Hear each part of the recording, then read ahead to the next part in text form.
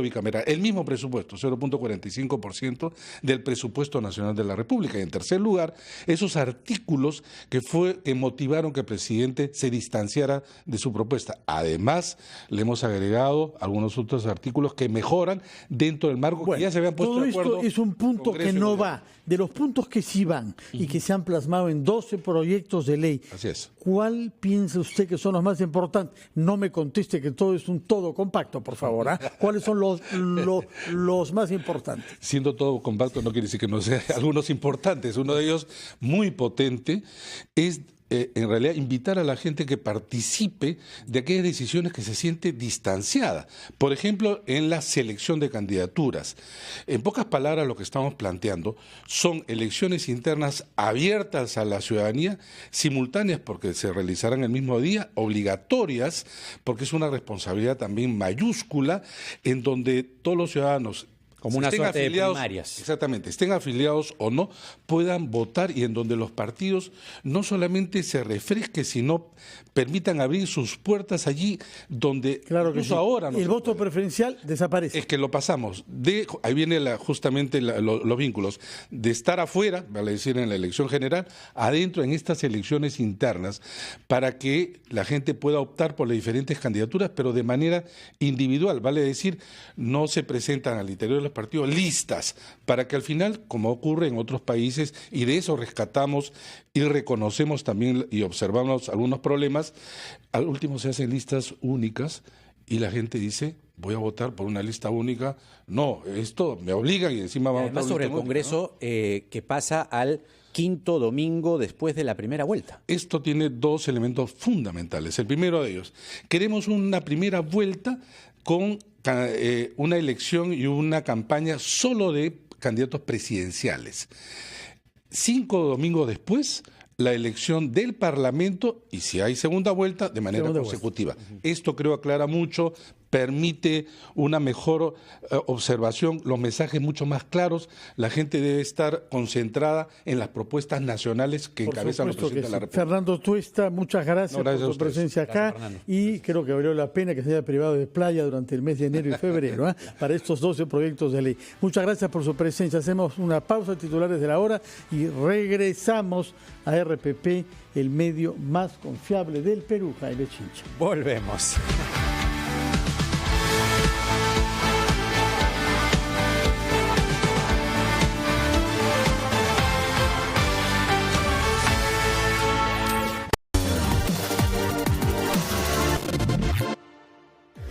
Amigos, en la central de informaciones. A veces pensamos que las personas que han llevado estudios superiores, ya sea en una universidad o en un instituto, significa que tendrán los ingresos suficientes como para no considerarse pobres. Pero hay un informe muy interesante del INEI que ha revelado que en el 2018 ha aumentado el número de profesionales en condición de pobreza y de extrema pobreza. Este informe ha desglosado varias consultas y un análisis interesante que vamos a conversar con nuestro invitado. Él es Javier Herrera, economista y además representante del Instituto Francés de Investigación para el Desarrollo en el Perú. ¿Cómo está? Bienvenido. Buenas tardes. Gracias por estar aquí con nosotros. Bueno, vamos a ir de a poco para poder entender estos datos que ha arrojado el estudio que han hecho en el INEI, pero para empezar, empezando por lo que dije al inicio, ¿no?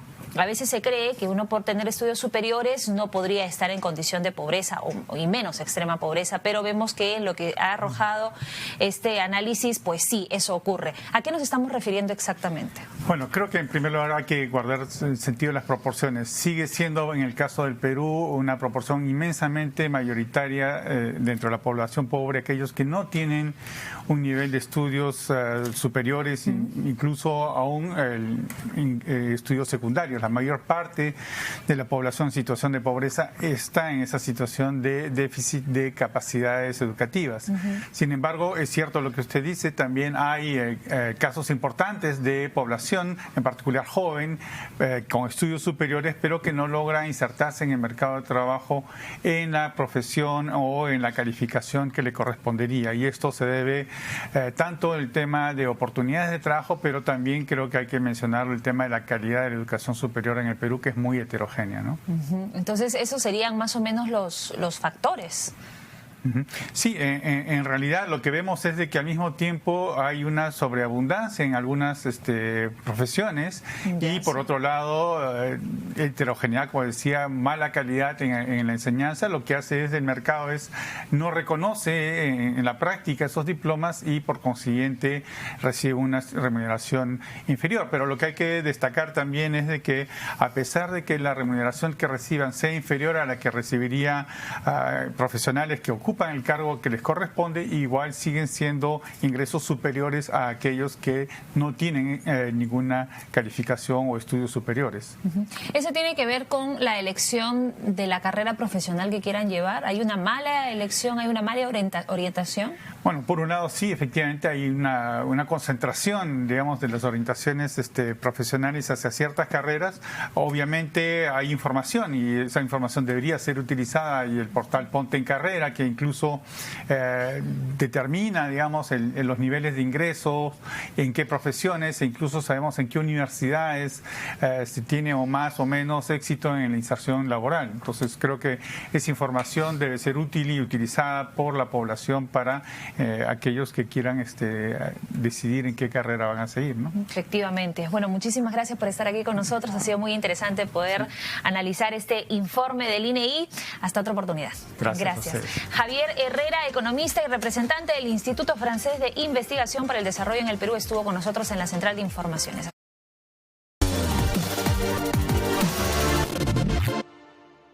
Bien, seguimos en la Central de Informaciones. Vamos a cambiar totalmente el tono de la información. Vamos a hablar de temas de salud. Para eso tengo aquí en estudio a Miuset Pozo García. Ella es directora de MS Nutrition Corporativo, para hablar de las intolerancias alimentarias. Vamos a hablar con ella para entrar un poquito más en detalle, porque seguramente si le digo eres intolerante a la lactosa, algunos van a decir sí y no, pero esto también acoge otros aspectos. ¿Cómo estás, Miuset? ¿Cómo estás? Muchas gracias por la invitación. Estar aquí. Bueno, para empezar, ¿qué entendemos por intolerancia alimentaria o alimenticia?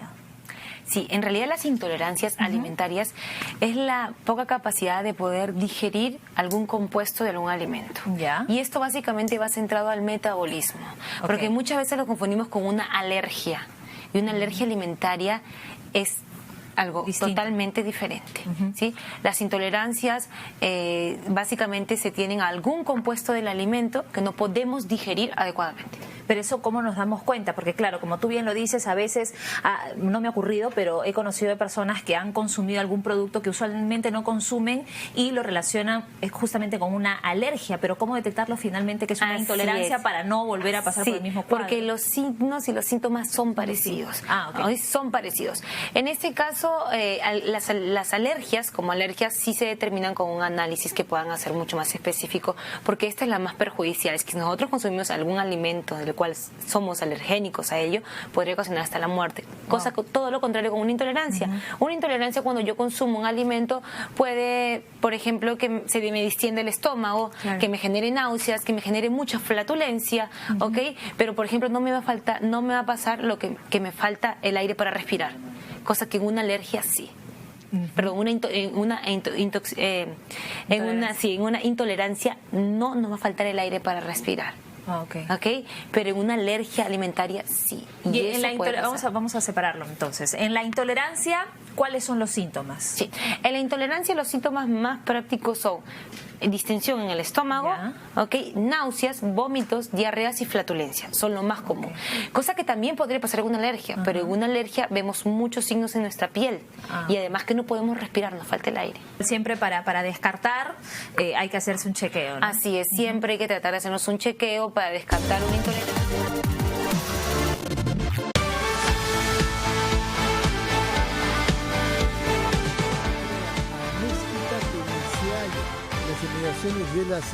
De la sede policial, llamada prefectura, no lo es propiamente, pero en fin, así se le dice, en donde se halla desde hace 2 días el expresidente Pedro Pablo Kuczynski. Andrea, buenos días. Muy buenos días, Fernando. Son las 9 de la mañana con 8 minutos que acaba de llegar al menos 3 miembros de la Fiscalía de la Nación. Porque hoy se le va a tomar la declaración al chofer del expresidente Pedro Pablo Kuczynski, el señor José Luis Bernaola. Hace algunos instantes también vimos la llegada de Renzo Miranda, quien es abogado también de este implicado.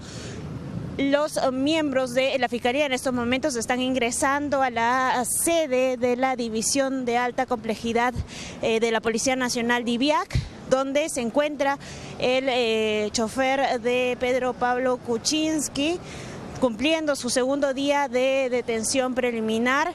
Él estaba programada para el día de hoy en la mañana esta diligencia, solo falta la presencia de la Procuraduría al parecer. Es una diligencia que podría llegar a durar de entre 2 a 3 horas, depende de la cantidad de preguntas que se le haga. Lo que sí se sabe es que por la tarde, a las 3 de la tarde específicamente, se prevé que también le tomen la manifestación correspondiente al exmandatario, en el cual se espera la presencia también, además del abogado César Nakazaki y demás miembros de la Fiscalía y Procuraduría de la Nación. Fernando, adelante.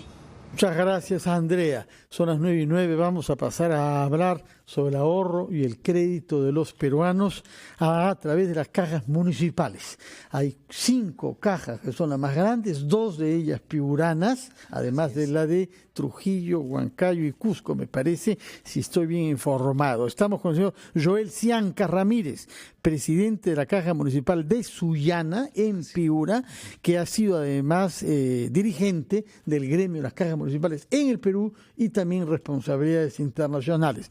Sobre el tema sabe usted, y acá tenemos por una parte que la SBS ha ampliado sus funciones con las cooperativas por una parte, y por otra parte que estamos ante un plan financiero de rescate de las pequeñas y medianas empresas, MIPES. Señor Joel Ciancas, ¿cuál es el rol que cajas municipales como la que usted preside juegan en este rescate de MIPES?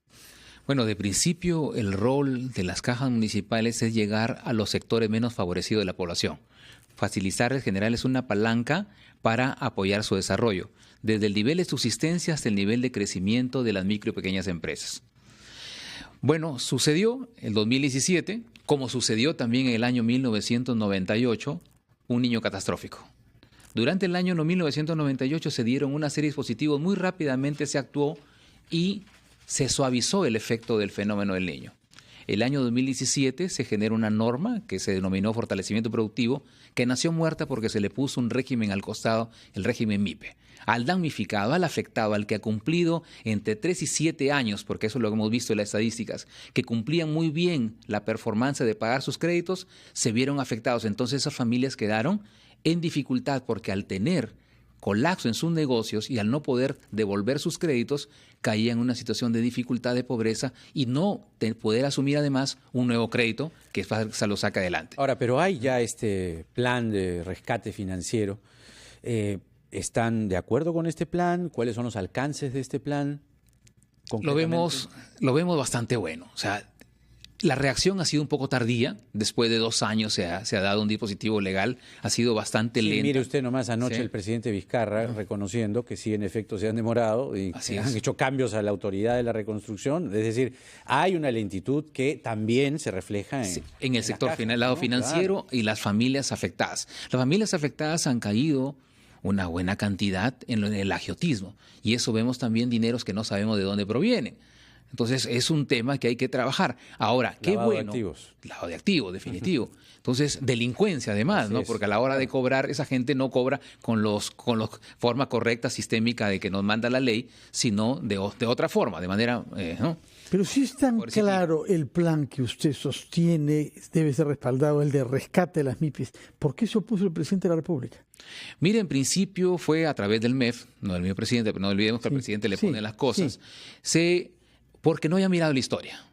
Definitivamente no miraron la historia. ¿Por qué? Porque el año 98 ya hubo una serie de decretos de urgencia donde mejoraban la condición del deudor, se le daba un apoyo al deudor, un bono, y esto permitió incorporarlo al sistema financiero, darle nuevos dineros que faciliten y salgan de la dificultad. Ya había una ley. Existió una ley sobre ley. Para su época. No. ¿O había que actualizar esa del 98? Lo del 98 fue para esa época. Ya. O sea, funcionó y se cerró el tiempo, porque tiene plazos. Entonces había que un nuevo marco legal que vaya para un nuevo fenómeno catastrófico, que ha sido el 2017. Qué bien que lo ha tomado el Congreso, qué bien ha habido una vocación y sensibilidad social, porque sí miraron el pasado, lo miraron vieron la normativa que se había dado y cómo se reflotó y se suavizó no el efecto. Todo lo que toma el Congreso es bueno, señor. Necesita buscar argumentos un poco más precisos para convencernos. Sí. ¿Por qué se opuso el presidente de la República y el MEF? Le manifiesto esto. Decían que no se podía reclasificar a un deudor. Ya se hizo en 98.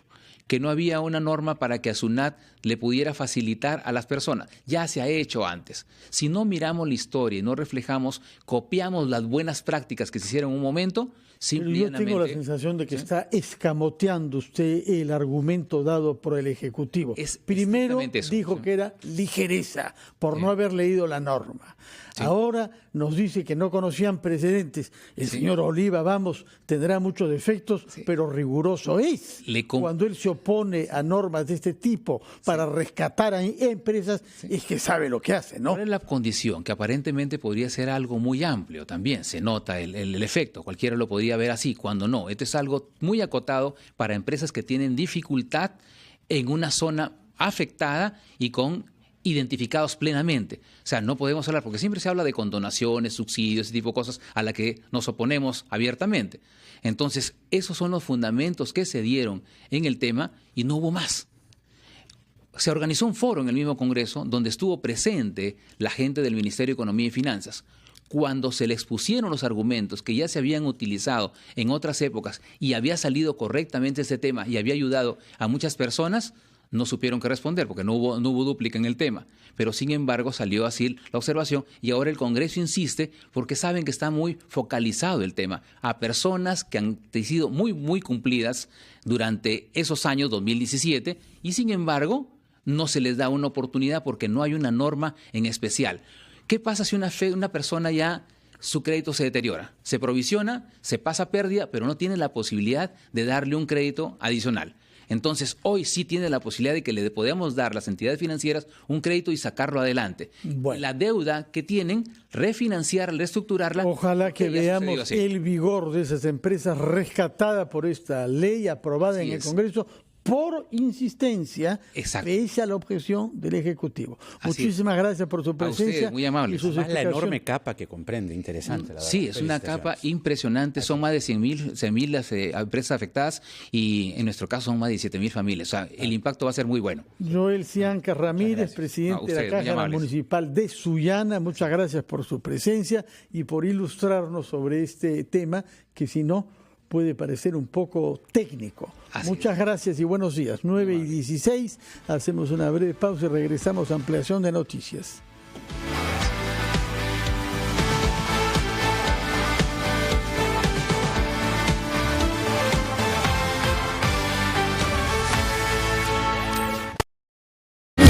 Radio Oxígeno presenta el tributo que triunfa en el mundo llega a Lima. Dios salve a la reina, interpreta a Queen. Más de 180,000 tickets vendidos en el 2018. Sábado 13 de abril, Anfiteatro del Parque de la Exposición. A la venta en tu entrada de Plaza Bea y Vivanda. Dios salve a la reina en Lima. Si vas a solicitar un préstamo, lo importante es que lo hagas en instituciones del sistema financiero formal. Estas instituciones te dan la garantía que tú necesitas. Tengamos mucho cuidado con los prestamistas informales, con esas personas que te están ofreciendo el dinero inmediato, pero con altas tasas de interés y con otros riesgos asociados que al final nos pueden traer muchos problemas. Para conseguir una mejor tasa de interés es muy importante que identifiques los productos que tienes. Por ejemplo, la tarjeta de crédito, tu cuenta de ahorros o tu cuenta sueldo. Si tienes los 3 productos en una sola institución, vas a poder conseguir unas tasas más bajas y un interés que más te convenga. Si no los tienes, pues estás a tiempo para poder unificarlos y poder conseguir ese préstamo que tanto quieres.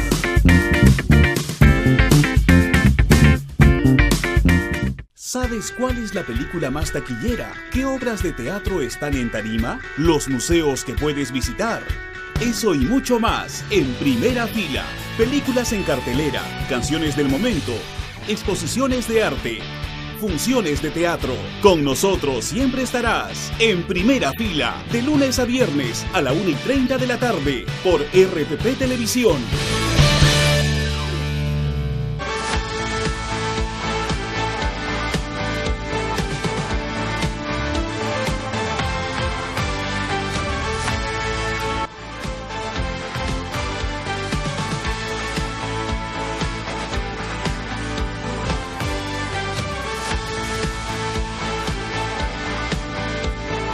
9:18 nos vamos a la localidad de Yavi, provincia cusqueña de Chumbivilcas. Ahí se halla nuestro enviado especial, Cristian Ramos, poco antes de que llegue la ministra del MIDIS, que es la responsable de dar cumplimiento a la agenda acordada el día de ayer en Chalhuahuacho entre el gobierno y las comunidades apurimeñas. Cristian Ramos, buenos días. ¿Qué tal? Buenos días. Sí, efectivamente, ya se están reuniendo. Se acaba de llegar el presidente de la comunidad de Fuerabamba, Gregorio Rojas. También están llegando otros comuneros a la zona y en minutos ya estaría dándose inicio a esta reunión para debatir varias cosas. Uno, el punto es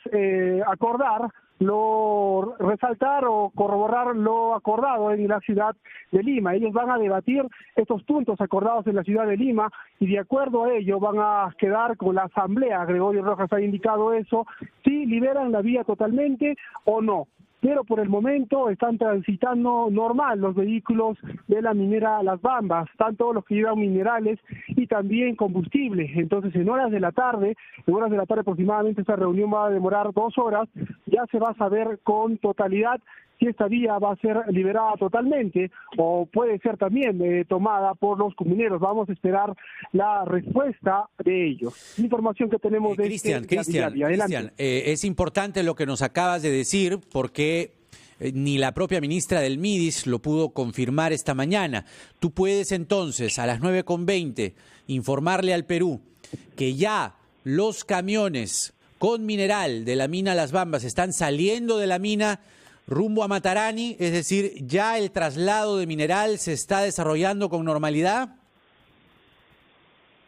Sí, efectivamente, nosotros nos hemos trasladado desde lo que es el distrito de Chalhuahuacho, donde se llevó ayer esta reunión, y hemos podido visualizar que los camiones que están convoys, como se dice, con camiones cargados con combustible y también camiones con minerales, están dirigiéndose con total normalidad hasta el momento, hasta luego. Bueno, esperemos que esta reunión también sea positiva para que se puedan trasladarse normal. Pero en este momento sí, se está normalmente transitando estos vehículos que trasladan combustible y también que trasladan minerales. Ahora, de acuerdo a lo que nos estás informando, esto podría eventualmente ser temporal en tanto en Yavi se refrenden los acuerdos que se han estipulado entre las comunidades y el gobierno. Estaremos al tanto, Cristian Ramos, enviado especial de RPP a Apurímac. Muchas gracias por el reporte.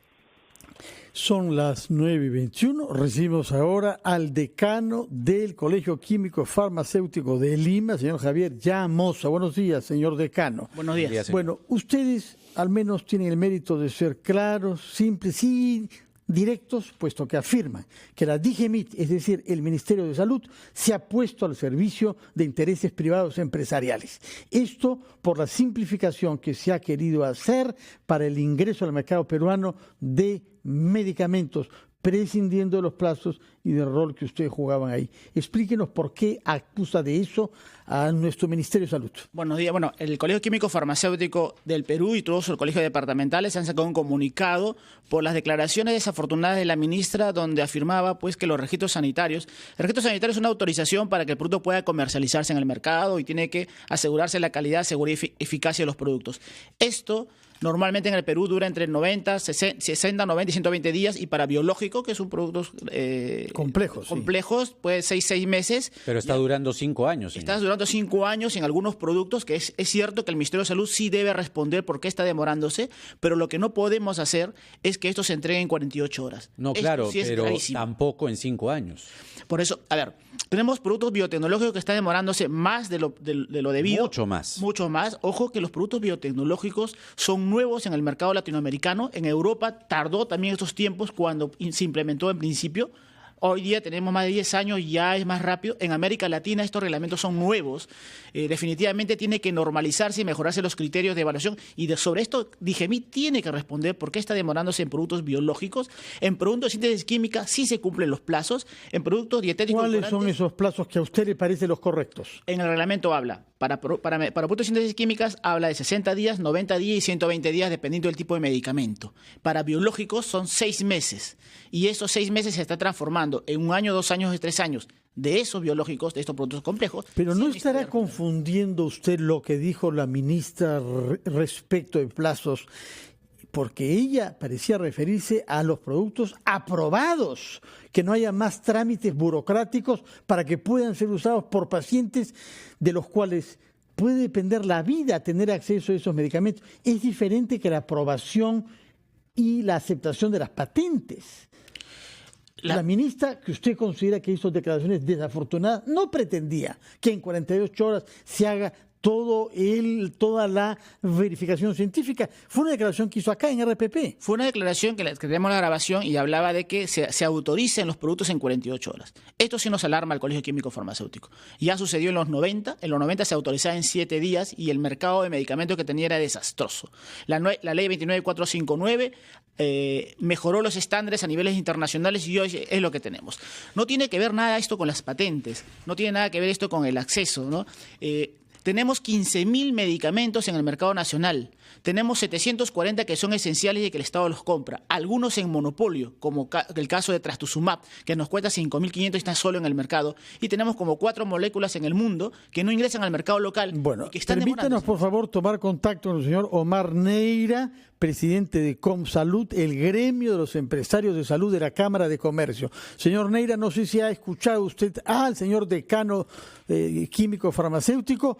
¿Es verdad que la ministra anunció que el plazo para el ingreso de medicamentos nuevos al mercado peruano sería de 48 horas? Buenos días, Fernando. ¿Cómo estás? Saludarle a tu radio audiencia. Efectivamente, creo que, como corroboraba el decano, los trámites hoy en día, no solo para productos biológicos, el ejemplo que pone de Trastuzumab es correcto, es el único en el mercado y se debe crear alternativas, pero es en todos los productos. Para que tú tengas idea, un certificado de registro sanitario que no quiere ninguna evaluación, requiere ninguna evaluación, quiere decir que saco yo como una empresa autorizada a un producto ya autorizado, que debería ser en forma automática, puede demorar en responder 54 días la autoridad. Y entonces cuando tú tienes una ministra que dice efectivamente esta problemática existe y yo personalmente la he sufrido, y dice vamos a corregir para esos productos autorizados, debemos aplaudir. Creo que es ético por parte de la ministra que los profesionales... ¿Por qué se demora tanto? ¿Quién tiene interés en que los plazos para el ingreso al mercado de productos ya autorizados, ojo, quién tiene interés en que esto sea lento y costoso?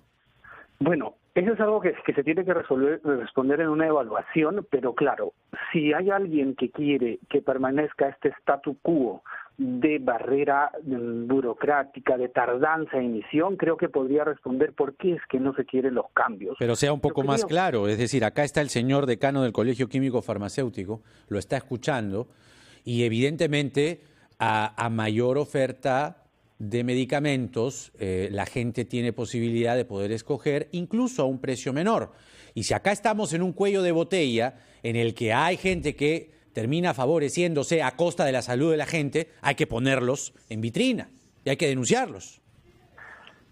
Coincido contigo, Jaime. Acá la discusión debe ser en favorecer el acceso a los productos, entre comillas, y en negrita, de calidad. Pero eso no está pasando, pues. Eso no está pasando y quienes quieran oponerse a mejorar el acceso a estos productos de calidad son los que tienen que responder esa pregunta que tú haces. Nosotros hoy por hoy proponemos competitividad, mejor y mayor oferta, de tal forma que los 30 millones de peruanos nos vamos a beneficiar. Ahora, acá hay que poner en la balanza el beneficio de un grupo. Señor, 30 millones señor Llamosa, acá está el señor Llamosa del Colegio Químico.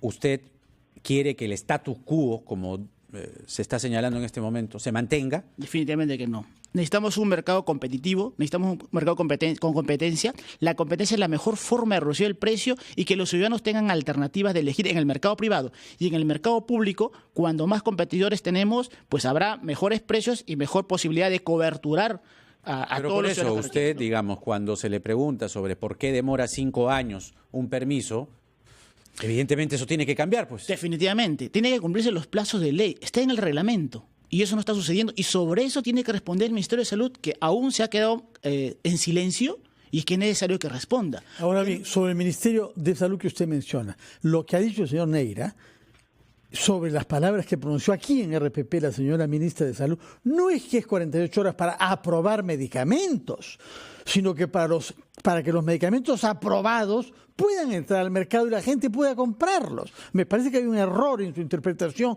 de lo que la ministra dijo. Cuando un producto es aprobado, no depende del Ministerio de Salud para que vayan al mercado. Depende de quien lo solicitó. Está aprobado y yo mañana mismo puedo venderlo porque ya estoy autorizado. No necesito 48 horas. Al minuto siguiente lo puedo colocar en el mercado. Eso no tiene nada que ver con el Estado.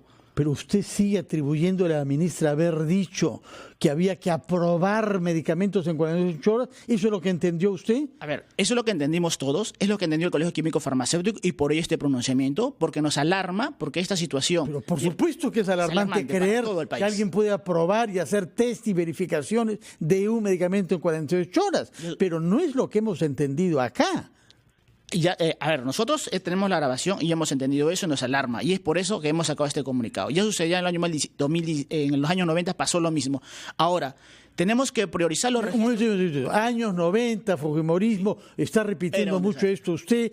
¿Cuál es el interés de estar repitiendo esto como si se fuera a repetir ahora lo que ha pasado según usted hace 20 y tantos años? Porque el país tiene una experiencia, una mala experiencia sobre pero esto. Está aplicando, pues, señor, un cierto prejuicio contra las cosas que sucedían en los años 90 a lo que está pasando ahora. Es por eso que no podemos regresar, por eso que nos alarma esta declaración. Ahora, a ver, un ratito, vamos al punto, ¿ya? Lo que dijo la ministra exactamente es lo que se estaría cambiando como parte de la reestructuración anunciada por la ministra, es que en vez de efectuarse nuevamente el trámite burocrático para la obtención del registro, simplemente se reinscriba al producto que ya está inscrito en un plazo máximo de 48 horas. Eso es lo que ha dicho, en un plazo máximo de 48 horas. Reinscribir a lo que ya está inscrito. Sí. ¿Dónde está el problema ahí? Por favor, ilumínenos. A ver, ok. Nosotros tenemos productos en el mercado que se deben sujetar a la nueva reglamentación. Antes teníamos una reglamentación más laxa, hoy tenemos más restrictiva. Si te tienen que reinscribir, también tienen que cumplir con toda la información de seguridad, calidad y eficacia. Eso no se hace. Señor Llamosa, vamos a ver, porque se trata de una interpretación. Hemos tomado contacto con la ministra de Salud, Zulema Thomas, que ha estado el día de ayer en Chalhuahuacho, de manera que le agradecemos que nos explique qué es lo que quiso decir usted, señora ministra, porque le están atribuyendo nada menos que un colegio profesional que usted quiere que se acrediten y que se den patente a medicamentos en 48 horas. ¿Eso es lo que usted quiso decir? Buenos días. Buenos días. Señor Fernando Carvalho, ¿Jaime? Jaime. ¿Cómo buenos está? días. Por favor, aclárenos esto. Doctor Llamosa, buenos días. Buenos días. Yo lamento que haya interpretado mal el presidente de la Sociedad de Químicos Farmacéuticos o del Colegio de Químicos Farmacéuticos en relación a lo que yo me he expresado con usted, Jaime Chinche. Qué bien que ustedes lo hagan ver. De ninguna manera he dicho que en 48 horas va a estar el registro, sino que tenemos que reestructurar, como ya lo hice y lo estoy haciendo, todo lo relacionado a la Dirección General de Medicamentos e Insumos, porque los medicamentos no pueden estar esperando 2, 3, 5 años para su aprobación. Los pacientes no esperan. Lo que tenemos que hacer es verdaderamente ver que aquellos que ya tienen registros, que han sido evaluados, que han hecho equivalencias, que han tenido la supervisión, tenemos que acelerar los procesos para dar la autorización de registro sanitario. No se puede estar esperando más tiempo. O sea, a ver, para que quede claro, ministra, ¿qué cosa tiene que durar 48 horas? ¿La reinscripción de algo que ya está inscrito? Por favor, aclárenos eso, porque hay un comunicado, como bien dice Fernando, que la está emplazando a usted a que no haga cosas que pueden atentar contra la salud de los peruanos. Como se hizo en los años 90. Así es. Esa acusación es muy grave lo que está diciendo el señor. Lo que yo le tengo que decir, Jaime, porque usted me preguntó, le dije que en menos de 48 horas se tiene que reestructurar Digemit por esta situación. No podemos continuar con estas demoras de la validación de registro sanitario y que en un corto plazo se tiene que acelerar los 12.000 expedientes que están en Digemit. Y es por eso que están trabajando 24 horas. Eso es lo que yo me he referido a la reestructuración. No me he referido al registro sanitario en 48 horas. Muchas gracias por haber disipado este malentendido y por recordarnos que se trata de 12.000 expedientes. Señor Llamosa, se necesitan muchos químicos farmacéuticos con ganas de apurar las cosas, para que esos medicamentos puedan acceder a quienes lo necesitan. Palabras finales, señor Llamosa. Sí, es bueno que aclare la ministra esto, que son 48 horas para reestructurar Digemit. No, reestructurar toma más, para que los que ya están inscritos... Es lo que he dicho. Para la reinscripción. No, tiene una tendencia a interpretar mal a la ministra. Ella no ha dicho, señor Llamosa, no ha dicho que puede reestructurar Digemit en dos días. Nadie puede creer que todo un órgano del Estado. Así que está interpretando usted siempre, por lo menos, con un sesgo de los años 90. A nosotros nos interesa que la ministra ya haya aclarado este punto, que es importante ponerle atención a los medicamentos que ingresan al mercado, asegurando la calidad, seguridad y eficacia. Es importante que la autoridad de Digemit sea autónoma como muchos países, para que tenga la independencia y pueda trabajar como trabaja en muchos países del mundo, y además para que llegue al nivel 4 ansiado de más de 10 años. El Colegio Químico Farmacéutico y los ciudadanos esperamos esto. Necesitamos una autoridad reguladora que garantice que los medicamentos... De acuerdo, muchísimas gracias, señor Llamosa. Por eso somos el medio más confiable. Ha expresado su punto de vista el de los químicos, hemos escuchado a los industriales, a la ministra. El tiempo nos ha vencido. Muchas gracias por todo esto. Hacemos una pausa y retomamos ampliación con el procurador anticorrupción, Amado Enco, recién llegado de la audiencia Inostroza en Madrid.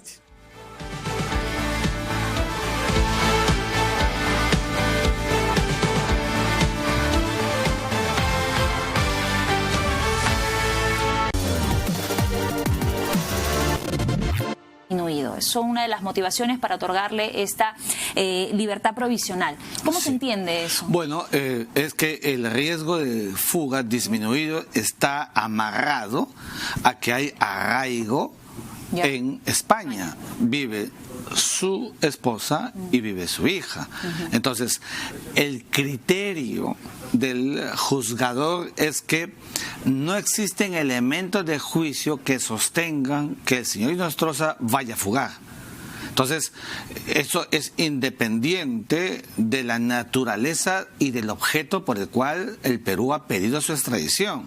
Escuché cuerda separada. No es cuerda separada. No son dos cosas distintas. Son más bien cosas concomitantes. De tal manera que si hay algún indicio del señor Inostroza de querer evadir la justicia, fugar, inmediatamente es recluido, y ese imperio de esa conducta jugará más en su contra versus la pretensión del Perú de que sea retornado al país por extradición activa para su juzgamiento. Entonces, eso es lo primero y lo preliminar que a mi juicio ha motivado en el juez esta temporalidad mientras continúa el proceso sustantivo de extradición, que como sabemos no es un proceso internacional. Catherine, esto es muy importante decirlo, no es derecho internacional, es puro derecho interno de España. Nada más que, como es extradición, es un pedido desde afuera, pero el modus operandi de la naturaleza del acto es propiamente español. La libertad condicional del señor Inostroza no tiene nada que ver, ni un ápice, con el asilo que, como sabe, fue defenestrado, desentendido, y más bien es el tracto de carácter jurídico delictivo el que la sala, la justicia española tendrá que evaluar. No sabemos, y esto es muy importante, los plazos del cumplimiento, ni siquiera en España. ¿Por qué? Porque como es un acto soberano y el acto decisional finalmente tiene un carácter político, como en todos los países, termina jurisdiccionalmente en la Corte Suprema y luego pasa a la instancia política, que es la que decide o no al lugar el proceso de extradición. Esa cuerda es la que hace que muchos digan, bueno, faltarán 2 meses, 3 meses, 5 meses, 1 año, 2 años, no se sabe. Esa incertidumbre jurídica en realidad es porque depende mucho la naturaleza de los actuados y de lo que pueda resolver un juez. Mira, nadie imaginó que el juez iba a decidir la libertad condicional del señor Inostroza, y ya viste, ahora está con esta libertad condicional, él debe un cumplimiento de unos protocolos que le acaba de alistar el juez sobre lo que tiene que pegarse, de lo contrario, otra vez tendría que ser recluido. Perfecto, muchísimas gracias por estar aquí una vez más al doctor Miguel Ángel Rodríguez Mackey, internacionalista, ayudándonos a entender un poco más la situación de César Inostroza. Hasta otra oportunidad, gracias.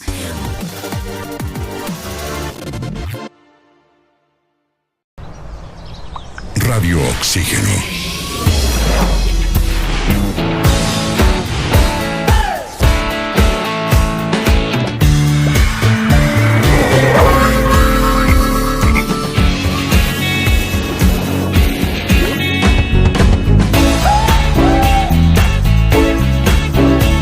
Vemos el mundo diferente porque respiramos música. Radio Oxígeno. Clásicos del rock and pop.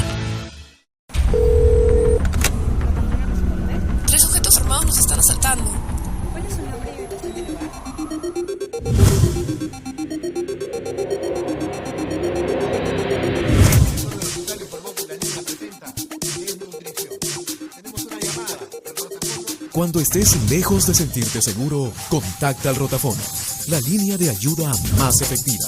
Llámanos al 438-8008. Contáctanos a nuestro WhatsApp 951-431-013 o encuéntranos en Facebook y Twitter usando el hashtag Rotafono.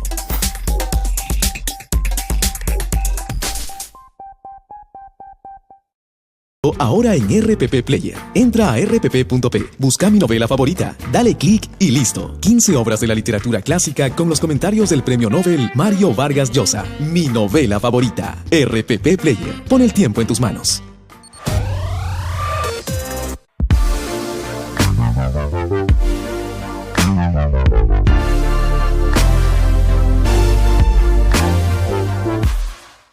Bueno, a mí me gusta mucho Conversación en la Catedral. Es un poco el recuento de lo que era el Perú en esos años, ¿no? Y la frase conocida es cuando se jodió el Perú.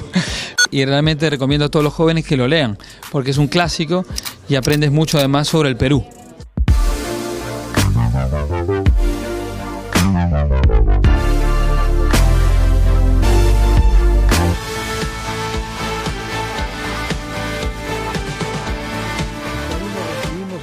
Procurador anticorrupción Amado Enco, recién regresado de Madrid, a donde asistió a la audiencia que decidió concederle libertad provisional al ex juez supremo peruano César Inostroza. Primera pregunta de detalle que yo quiero formularle: ¿cómo es posible que un juez español de la Audiencia Nacional, refiriéndose a la persona sobre la que tiene que pronunciarse, diga que ha nacido en Junín, Argentina? ¿La persona que ha escrito eso merece alguna credibilidad? Mire, es un error material, ciertamente. ¿Cómo material? No, eso en España se dice gilipollas. Es un error que hemos advertido y no es la primera vez que en una resolución de la Audiencia Nacional, y estoy hablando por otras resoluciones que expidió en su momento el juez de la Mata, un magistrado de primer nivel, sí, ¿cierto? Prestigioso. Hemos visto algunos errores de esta naturaleza que luego han sido, digamos, enmendados con resoluciones aclarativas, ¿no? Que esperemos que en este caso tendría que hacerse, creo que por el bien del derecho, ¿no? Y la porque quien escribe eso da muestras de una ligereza sobre algo que podemos verificar. Pero al mismo tiempo queda la duda si la misma ligereza no se aplica, por ejemplo, a considerar que el riesgo de fuga ha disminuido. ¿Qué argumentos hay para creer que el riesgo de fuga, si alguna vez existió, puesto que ellos hablan de él, es ahora menor? El señor Inostroza es un prófugo de la justicia que ha sobornado a funcionarios públicos para escaparse del país.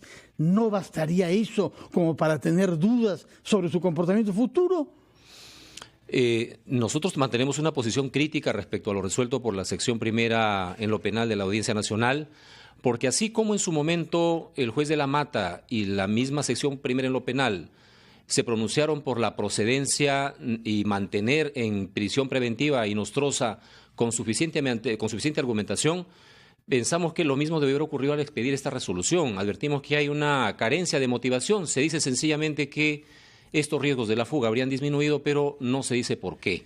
Y por esa razón es que pensamos y esperamos que el Ministerio Fiscal, el fiscal a cargo del caso, el doctor García, que tiene a cargo el caso ante la Audiencia Nacional de Madrid, presente la apelación respectiva, ¿no? Pero solo él lo puede hacer. Ahora, es interesante partir del detalle del error geográfico que alerta a Fernando y nos alerta a todos, porque tal parece que esa misma conducción se ha guiado en la decisión que finalmente pone a Inostroza en las calles de Madrid a irse de tapas como si nada. Es decir, aquí estamos ante un sujeto que se ha fugado del país. ¿Por qué no considerar eso? ¿O por qué cree usted que la justicia española no puede tomar en cuenta un antecedente así para graduar la peligrosidad de este tipo? En realidad, o sea, si se fuga del Perú, ¿se puede fugar de allá? La decisión que ha tomado la Sala, a mi juicio, los coloca en un nivel de responsabilidad tremendo, ¿no es cierto? Es decir, lo que pueda ocurrir con el señor Inostroza en la jurisdicción española es entera responsabilidad de este colegiado, ¿no?, que ha emitido esta disposición. Fíjese, para que proceda una prisión preventiva con fines de extradición se requiere no solamente el tema del riesgo de fuga, sino que además deben haber elementos consistentes respecto al pedido de la extradición, es decir, lo que pueda justificar un pedido de extradición. ¿Y habían elementos estos dos consistentes? Elementos tienen que ser copulativos y concurrentes para cuando se decreta la prisión. ¿Pero habían elementos consistentes o no? Claro, a eso voy, pero para que pueda proceder una libertad vigilada, si desaparece uno de los dos condicionamientos, sobre todo el segundo, a criterio de la Sala, se puede dar una variación de la medida. Lo que sí nos parece interesante es que no hayan hecho alusión alguna al primer requisito, es decir, los suficientes elementos, ¿no es cierto?, que acrediten el pedido de extradición. Lo que nos hace pensar para nosotros es que queda incólume la pretensión del Estado peruano de la extradición. Es decir, lo resuelto respecto a la libertad de Inostroza no tiene por qué condicionar el fondo. Hay un problema que es el de la valoración de los delitos, me parece. Sí. Primero porque uno escucha a su abogado y prácticamente el señor es un preso de circunstancias conexas y aleatorias que se ha visto obligado a irse del Perú. Este señor es indicado como cabecilla de una organización criminal. Sí, es así. Eso, ¿por qué no se toma en cuenta? No entiendo. Da la impresión como si la justicia española se estuviese burlando de nosotros. Fíjese, o sea, insisto nuevamente, en realidad durante la audiencia se presentaron todos los argumentos por el lado de Inostroza, no eran argumentos para nosotros extraños o desconocidos, eran los mismos en realidad. Apuntaron por el tema de cuestionar la doble incriminación, es decir, que los hechos no tienen asidero legal, penal en la legislación española. Insistieron en el tema de la persecución política, en el tema del riesgo de vida aquí. ¿Quién insistió en lo de la persecución política? En la defensa técnica como la defensa material de Inostroza. Ambos hicieron referencia a estos factores. Por supuesto, todos ellos han sido rebatidos por la defensa del Estado peruano. Como esperamos, ¿no? Naturalmente. Vamos a hacer una pausa para reponernos de estas acusaciones formuladas en Madrid sobre persecución política del señor Inostroza y luego seguiremos conversando con usted, procurador Amado Enco.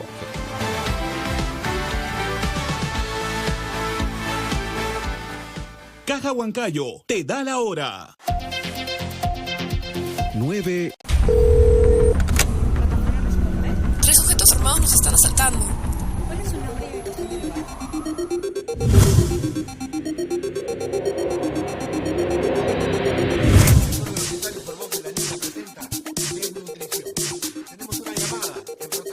Cuando estés lejos de sentirte seguro, contacta al Rotafono, la línea de ayuda más efectiva. Llámanos al 438-8008. Contáctanos a nuestro WhatsApp 951-431-013 o encuéntranos en Facebook y Twitter usando el hashtag Rotafono.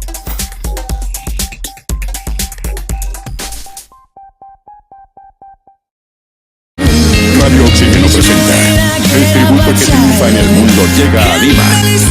Dios salve a la reina, interpreta a Queen. Más de 180,000 tickets vendidos en el 2018. Sábado 13 de abril, Anfiteatro del Parque de la Exposición. A la venta en tu entrada de Plaza Bea y Vivanda. Dios salve a la reina en Lima. Radio Oxígeno.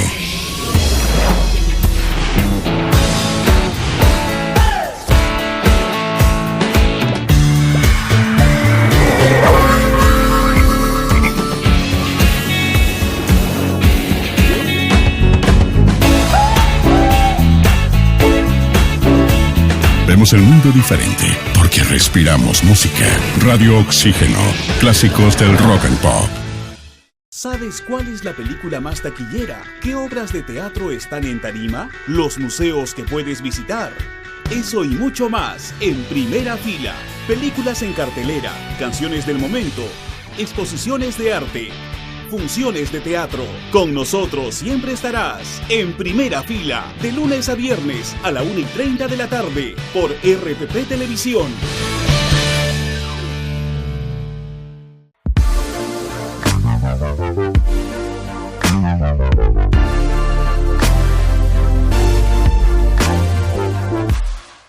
He empezado esta semana a leer La Naranja Mecánica, que no leía desde el colegio y que, bueno, tenía la película y hay muchos referentes, pero en esta edición de 50 aniversario van a encontrar solamente el diccionario para entender muchas de las palabras de la novela, sino que el capítulo que no se incluye en la película de Kubrick. Así que les recomiendo leer La Naranja Mecánica, la versión aniversario por los 50 años.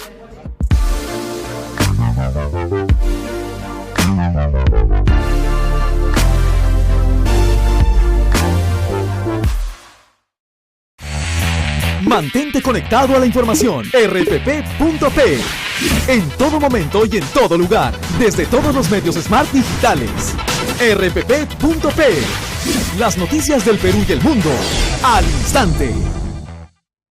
Disfruta la mejor colección de novelas clásicas en audio ahora en RPP Player. Entra a rpp.p, busca mi novela favorita, dale clic y listo. 15 obras de la literatura clásica con los comentarios del premio Nobel Mario Vargas Llosa. Mi novela favorita. RPP Player. Pon el tiempo en tus manos.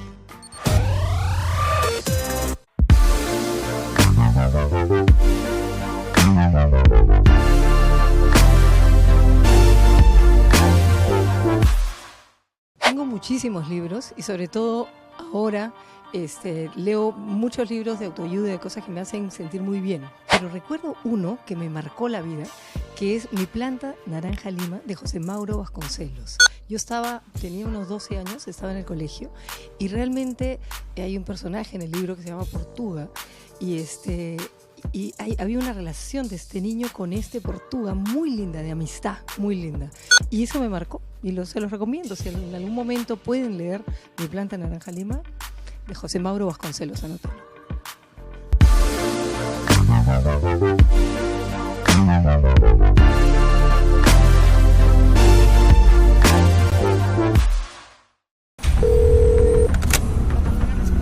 Tres sujetos armados nos están asaltando.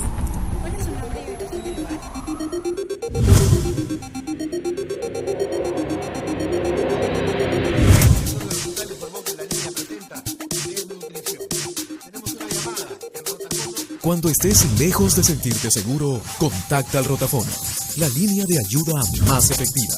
Llámanos al 438-8008. Contáctanos a nuestro WhatsApp 951-431-013 o encuéntranos en Facebook y Twitter usando el hashtag Rotafono. Son las 9:51, estamos entrevistando al procurador anticorrupción Amado Enco, que estuvo en Madrid durante la audiencia de 2 horas que culminó con la libertad provisional para el ex juez supremo César Inostroza. Señor Enco, ¿cuál es el calendario que tenemos por delante? ¿Cuándo presume usted que una decisión sobre el fondo, es decir, sobre si se extradita o no al señor Inostroza, tendrá lugar?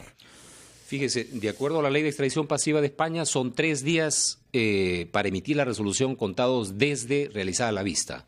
Sin embargo, ocurre que estos plazos formales en la práctica no se dan, es decir, siempre se extienden un poco más, ¿no? Considerando que ahora está en libertad, con libertad vigilada el extraditable, lo más probable es que vigilada no dice el texto, eso quiere usted, porque lo que dice libertad provisional con obligación de presentarse 2 veces por semana. Es una especie de comparecencia restringida, digamos, en nuestros términos, ¿verdad?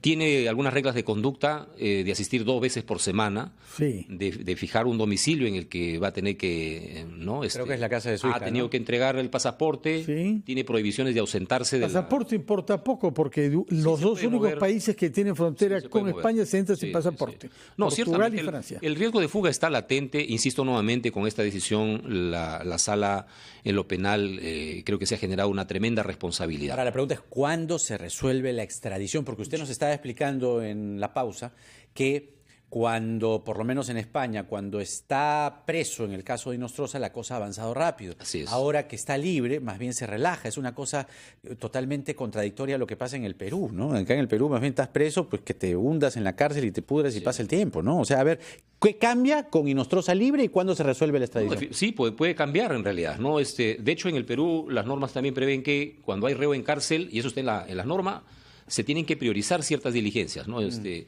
el caso de España, al estar Inostroza en libertad, sí nos hace prever de que los plazos podrían relajarse un poco más. Yo, en realidad, no avisoro una decisión... Se viene Semana Santa. Antes de Semana Santa, ¿no? Yo creo que cualquier decisión la tendremos después de Semana Santa, pero también pienso que señor Enco, no va a ser después de abril. Invitado usted después de la Semana Santa para que nos hable sobre esto. Esperemos que su viaje y que la presencia del Ministerio Público en España, en este caso, haya dado resultados, que quede claro que acá no hay persecución política. Lo que queremos es que jueces prevaricadores que corrompen funcionarios públicos para rehuir a la justicia, que les ha dado todo en la vida, porque más de 32 años este señor ha sido miembro, rindan cuentas en nuestro país. Así es, yo estoy seguro que la justicia española va a evaluar los fundamentos presentados por la defensa del Estado peruano y confío plenamente en que la extradición va a proceder. No tiene nada que ver con el fondo de la pretensión peruana, las razones por las cuales hayan decretado por ahora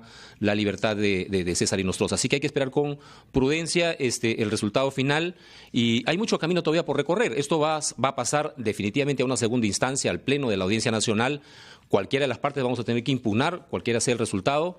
Y no nos extraña tampoco que si es adversa a los intereses de Inostroza la decisión que tome la Audiencia Nacional en segunda instancia, está clarísimo que ellos van a recurrir al Tribunal Constitucional Español, así que tenemos mucho camino todavía procesal por Imaginamos que mucho dinero para financiar abogados en España tienen el señor Inostroza. No sabemos cómo, pero parece que los tiene. Muchas gracias, señor procurador Amado Enco. Terminamos nuestro programa. Terminamos esta semana. Jaime, y los invitamos a escuchar una recomendación culinaria hecha por el chef Gastón Acurio y permanecer en la sintonía de RPP, el medio de mayor confiabilidad de nuestro país. Muy buenos días y feliz fin de semana. Buen fin de semana.